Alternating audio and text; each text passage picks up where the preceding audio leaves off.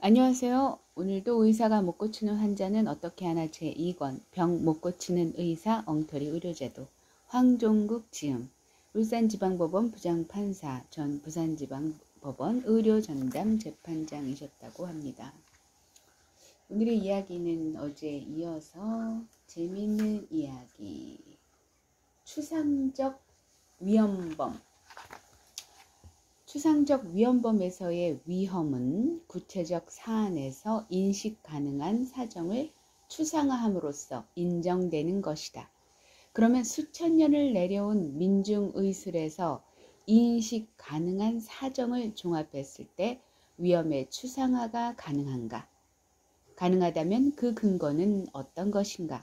아마도 앞에서 본 바와 같은 자연 이치에 무식하기 짝이 없는 서구 제국주의에 편향된 시각이 아니면 그러한 근거를 찾을 수 없을 것이다. 결국 민중의술에 대한 추상적 위험범의 규정은 대부분 범죄의 구체적인 성립이 실질적으로 불가능함에도 불구하고 범죄의 성립을 인정하는 셈이 된다. 필자가 무면허 의료행위 처벌 조항이 과연 추상적 위험범을 규정한 것인지 의심하는 이유는 이 때문이다. 과연 이렇게 터무니없이 추상적 위험범을 규정할 수 있을까? 그래서 생각해보는 것이 그 조항은 추상적 위험을 근거로 그 때문에 처벌하겠다는 규정이 아니라 예컨대 차량은 우측으로 통행하고 사람은 좌측으로 통행하라는 교통법규처럼 어떤 정책을 결정해 놓고 거기에 불복하면 무조건 처벌하겠다는 소위 순수 불복종처럼 처벌하는 조항일 수도 있다는 이야기다. 그렇게 생각하는 데는 나름대로 연혁적 이유가 있다.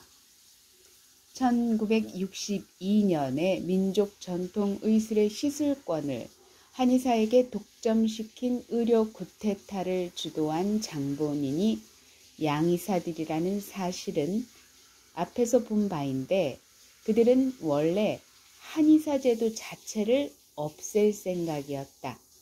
그것이 한의사들의 반대로 불가능하게 되자 양의학과 똑같이 6년제 한의과대학을 만들고 그곳을 나와야 시술할 수 있도록 했다.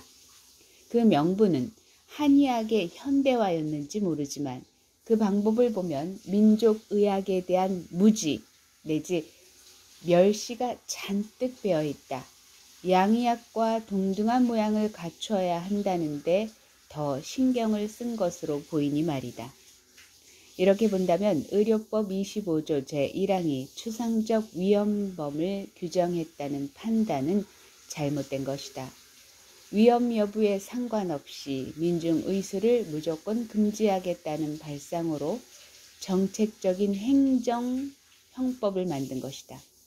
마치 귀족들이 노는 파티에 마지못해 한의사는 아래층에서라도 놀도록 허락하겠지만 상것들은 아예 입장조차 하지 말라는 식이다.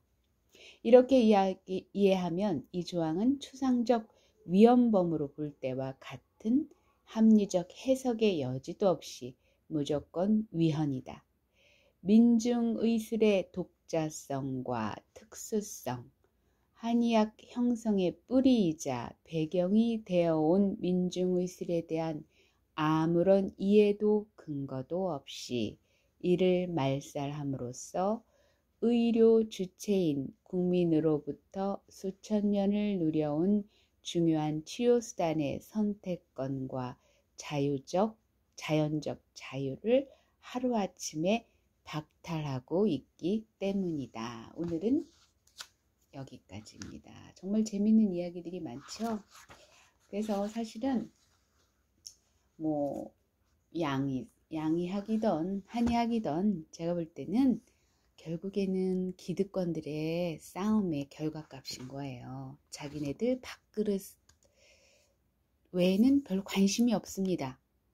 국민의 건강에는 별 관심이 없고 그들의 밥그릇, 오직 그 밥그릇을 위한 시스템이 바로 병원 시스템이고 한의학 시스템이라는 걸 여러분 아시겠어요?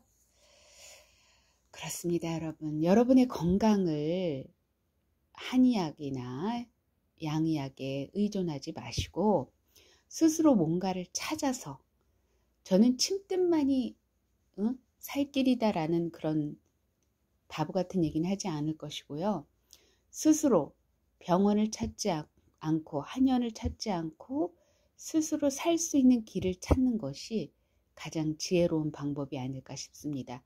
너무 지나치게 노동을 하는 것, 과로는 금해야 할 것이고요. 물론 나태함도 금해야 할 것이지만 어쨌든 그 스스로 자가요법을 찾으셔서 병원을 찾지 않아도 건강을 유지할 수 있는 방법을 여러분이 찾는 그런 기회가 되셨으면 좋겠습니다. 감사합니다. 그렇다고 여러분, 약국에서 파는 약국, 뭐 비타민제, 종합 비타민제, 그거 맹신하지 마십시오.